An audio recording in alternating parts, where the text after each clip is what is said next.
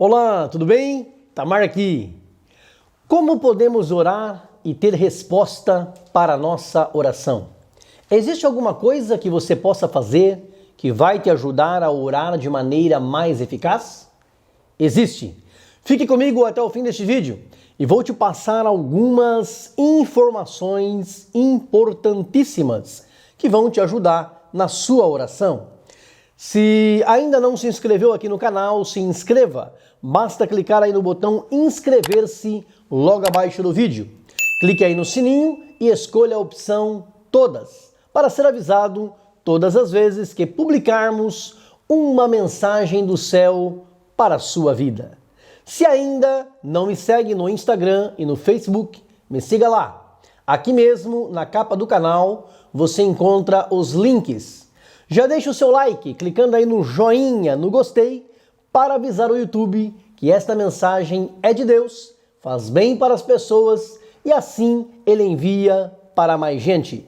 Compartilhe com todos os teus contatos e Deus te recompensará. Vem comigo!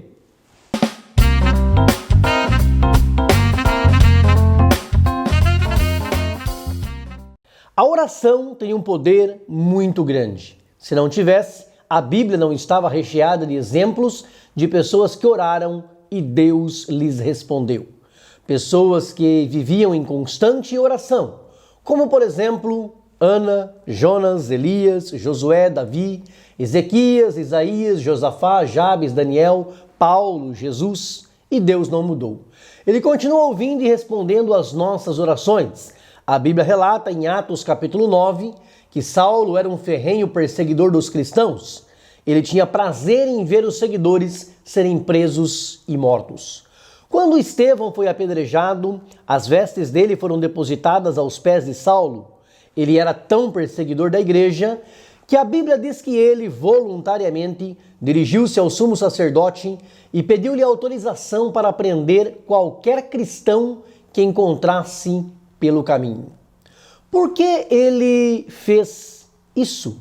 No versículo 1 diz assim: ele respirava ainda ameaças e mortes contra os discípulos do Senhor.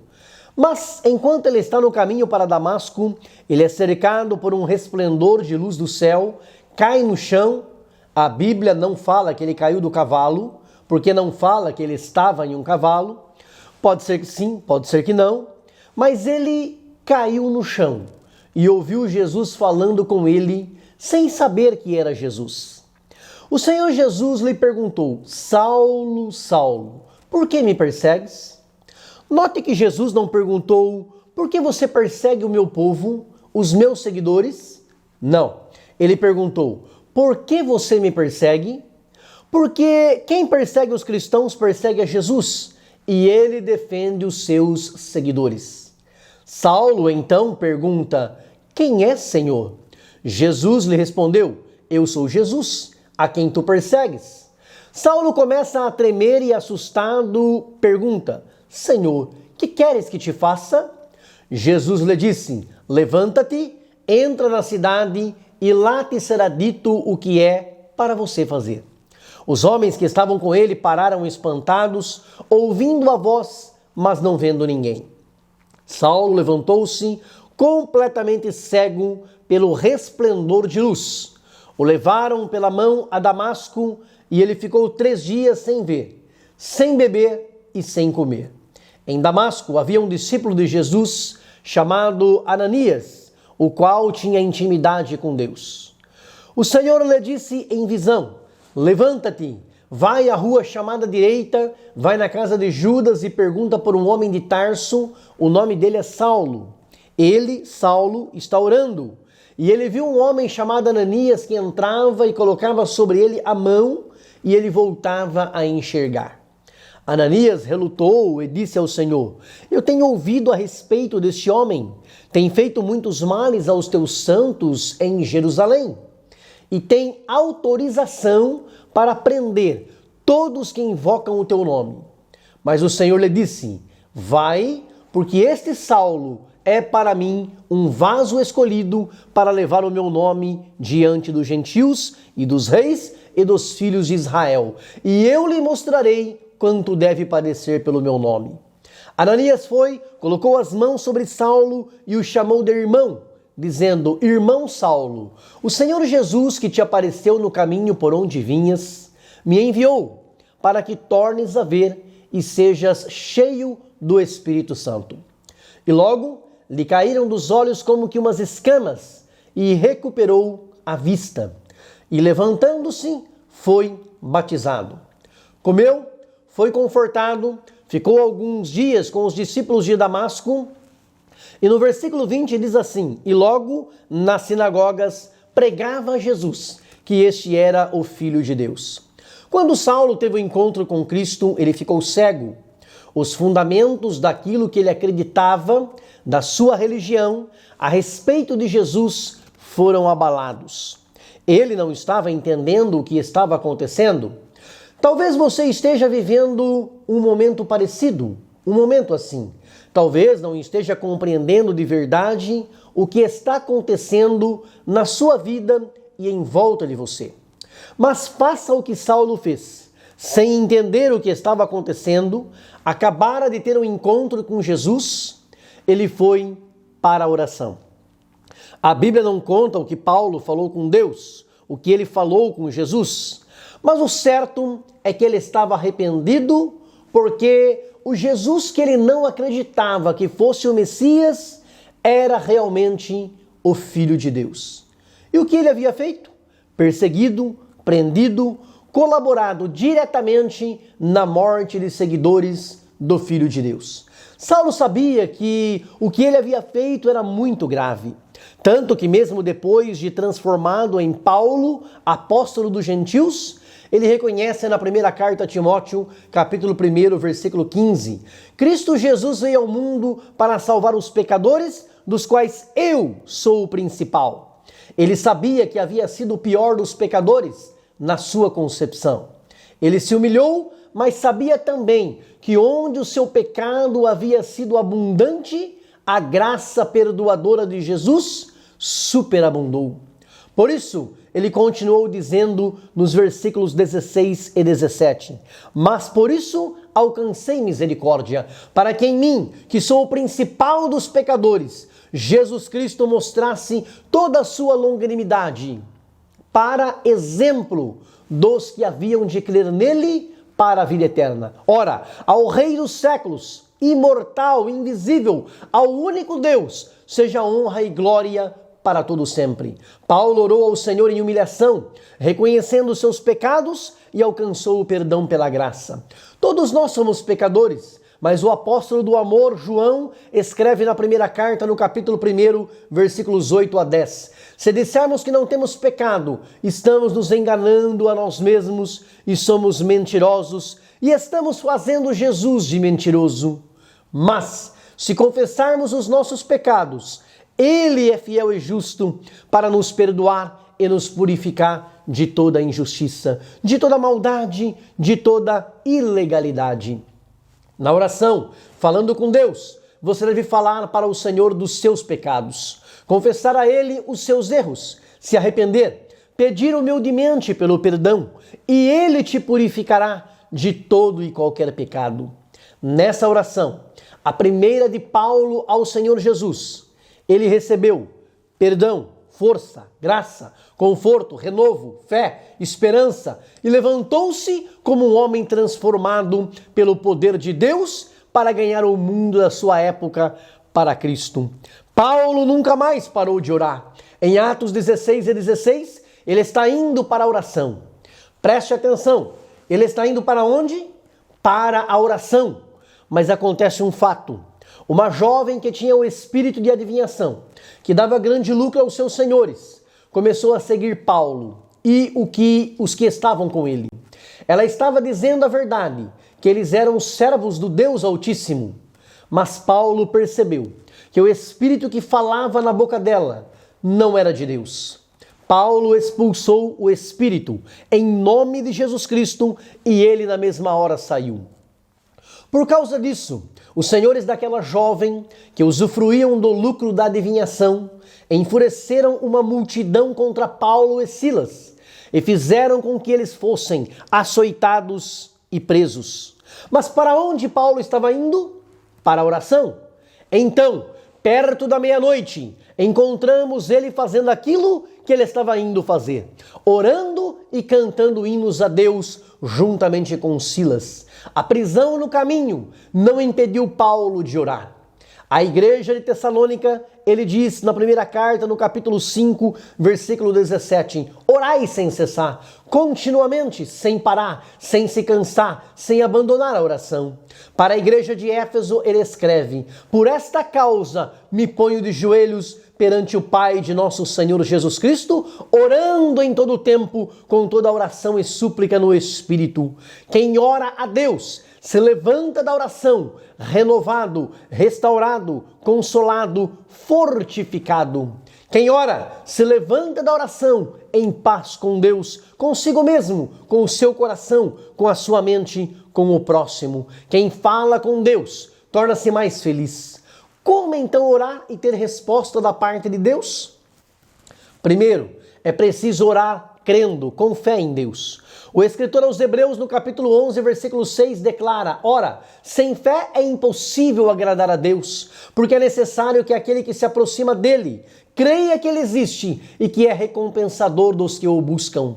A fé é o firme fundamento das coisas que se esperam, a prova daquilo que não se vê. E Deus quer que os seus filhos caminhem pela fé. Foi Jesus quem disse em Marcos 9 e 23, tudo é possível ao que crê. Segundo, quer que Deus ouça e responda às suas orações? Obedeça a Ele e à sua palavra. Deus não ouve e não responde quem não é obediente. É um pai que não atende os desejos do filho rebelde. Em Deuteronômio 28 e 23, diz que para os desobedientes os céus são de bronze. Pode orar à vontade, a oração não chega até a presença de Deus. A palavra de Deus nos diz em João 9,31, Deus não ouve a pecadores, mas se alguém é temente a Deus e faz a sua vontade, a esse ele ouve. Nenhum de nós somos perfeitos, todos nós erramos, mas Deus ouve e responde ao filho, à filha que tem o coração voltado para ele, que procura obedecê-lo e fazer a sua vontade. Jesus diz assim em João 15, versículo 7, se vós estiverdes em mim e as minhas palavras estiverem em vós, pedireis tudo o que quiserdes e vos será feito. Esse tudo é tudo mesmo? Sim, tudo. Mas tem um detalhe. Quem está em Jesus e tem a sua palavra, não pede nada que não esteja na vontade de Deus, porque a sua oração será como a de Jesus. Pai, se possível, faça isso, mas seja feita a tua vontade. Tiago, irmão de Jesus, diz assim no capítulo 4, versículos 2 e 3. Vocês cobiçam e não têm nada. Vocês têm inveja, cobiça e não alcançam. Vocês não têm nada porque vocês não pedem. Vocês pedem e não recebem porque pedem mal para gastardes em vossos prazeres. Não é esta a oração que Deus ouve, mas quando você ora com fé, obediente, pedindo segundo a vontade do Senhor, Ele ouve. Note que Tiago diz assim, vocês não têm, primeiro porque vocês não pedem. Como você vai receber sem pedir? Não pense que isso não é para você. Não pense que você não merece. Não pense que a misericórdia do Senhor não te alcançará. Peça, mas peça com fé. Nem todo mundo crê. Às vezes, quem está ao seu lado não crê, não acredita, acha que não vai acontecer, joga um balde de água fria, zomba, pensa no coração, não vai ser possível. Mas Deus é Deus de milagres. Quando Jesus disse isso sobre a filha de Jairo, a menina não está morta, ela está dormindo. Marcos 5, versículo 40, diz que riram de Jesus. Foi por isso que no quarto onde estava a menina, Jesus só deixou entrar o pai, a mãe da menina e os que estavam com ele na ocasião. Os de sempre, os íntimos, Pedro, Tiago e João. Confie no Senhor, ainda que riam de você, Deus vai fazer. Para aquela que estava morta, Jesus disse, Talitá cumi, que significa, menina, a ti te digo, levanta-te. O Filho de Deus fez milagres na terra para mostrar que era aquele que havia de vir. Nunca pecou, produziu todo o fruto do Espírito, tinha todos os dons do Espírito Santo. Ele era, é e sempre será o Deus Filho, o Alfa e o Ômega, o princípio e o fim, o que era, o que é e o que há de vir. No capítulo 5, versículo 16, o mesmo Tiago diz: a oração feita por um justo pode muito em seus efeitos. A oração da fé, feita por uma pessoa obediente, perdoa pecados e salva doentes. A oração de um justo faz chover e faz parar a chuva. O apóstolo João nos encoraja na primeira carta, no capítulo 5, versículos 14 e 15. E esta é a confiança que temos nele, que se pedirmos alguma coisa, segundo a sua vontade, ele nos ouve. E se sabemos que nos ouve em tudo o que pedimos, sabemos que alcançamos as petições que lhe fizemos. Deus tem prazer em nos atender e ele vai responder a tua oração em nome do Senhor Jesus. Ore segundo a vontade dele. Confie nele. Ore com confiança. Jesus contou a parábola do juiz ímpio em Lucas 18, versículos 1 a 8. Havia um juiz que não respeitava ninguém, não temia a Deus, e uma certa viúva começou a pedir que ele fizesse justiça sobre um caso. Ele não queria fazer, mas de tanto ela incomodá-lo, ele falou: quer saber? Eu não temo a Deus, não respeito os homens, mas vou fazer justiça para esta viúva só para ela não me incomodar mais. O que Jesus quis dizer com isso? No versículo 1 está escrito que Cristo estava se referindo ao dever de orar sempre e nunca desfalecer. Deus não é um juiz injusto e por isso Jesus perguntou no versículo 7, e Deus não fará justiça aos seus escolhidos, que clamam a Ele de dia e noite, ainda que tardio para com eles? Digo-vos que depressa lhes fará justiça. Se até os ímpios fazem justiça às vezes, quando lhe imploram, quanto mais nosso Pai Celestial, justo e amoroso? Deus, o teu Deus, tem poder para fazer coisas grandes na sua vida e vai fazer em nome do Senhor Jesus. O apóstolo Paulo escreve em Efésios 3, versículo 20, que ele é poderoso para fazer tudo muito mais abundantemente além daquilo que pedimos ou pensamos, segundo o poder que em nós opera. Ele pode fazer e vai fazer para a glória do Senhor. Deus tem prazer em realizar os teus sonhos e cumprir os teus desejos. Qual pai que não quer ver o filho feliz? Nosso Pai Celestial tem prazer em nos abençoar. O salmista Davi fortalece a nossa fé no Salmo 37, versículos 4 e 5, dizendo: deleita-te também no Senhor, descansa nos braços dele e ele te concederá o que deseja o teu coração. Entrega o teu caminho ao Senhor, confia nele e ele tudo fará. A prosperidade dos ímpios acaba e no fim somente os justos são felizes. Não pense que Deus não se preocupa com você, que Ele não se importa contigo, com cada área da sua vida. Ele se preocupa em abençoar a sua vida espiritual, a sua vida sentimental, emocional, financeira, teus relacionamentos, teu trabalho, teus estudos. Deus está cuidando de tudo. Ele é um Pai amoroso que se envolve e que participa da vida dos filhos. É Ele quem te leva, quem te conduz, quem está ao teu lado. É Ele quem faz, quem dirige, quem realiza. Deus se importa com você. Jesus se preocupa contigo. Se preocupa tanto que há mais de 2000 anos Ele já orava por você. Na oração sacerdotal em João 17, versículo 9, Ele pede ao Pai: eu rogo por eles. Não rogo pelo mundo, mas por aqueles que me deste, porque são teus. Jesus orou por você porque você é de Deus. No versículo 11 ele diz: Pai Santo, guarda em teu nome aqueles que me deste. E no versículo 15, não peço que os tires do mundo, mas que os livres do mal. Jesus orou pela tua proteção. Versículo 17, santifica-os na verdade, A tua palavra é a verdade. Jesus orou pela tua santificação. Jesus é nosso mediador, nosso intercessor. É Ele quem intercede por nós a Deus. Ele ora por nós. Ele avisou a Pedro em Lucas 22:31, Simão, Simão, Satanás pediu você para te cirandar como trigo, para te peneirar, para te chacoalhar, para mexer com você. Mas eu orei por você, para que a tua fé não desfaleça. Ore a Deus, ore com sabedoria, peça sabedoria para Deus. Deus é contigo e vai responder a tua oração. A partir de hoje, ore com mais fé ainda, com mais confiança ainda, seja ainda mais obediente a Deus e ore segundo a vontade do Senhor. Vamos combinar uma coisa? Eu oro por você e você ora por mim.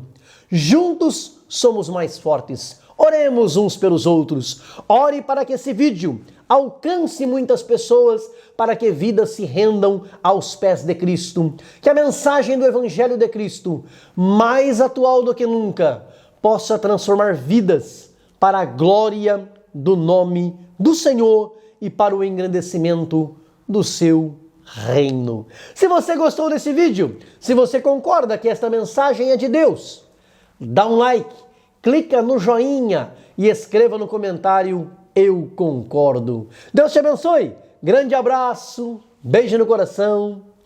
Fica com Deus.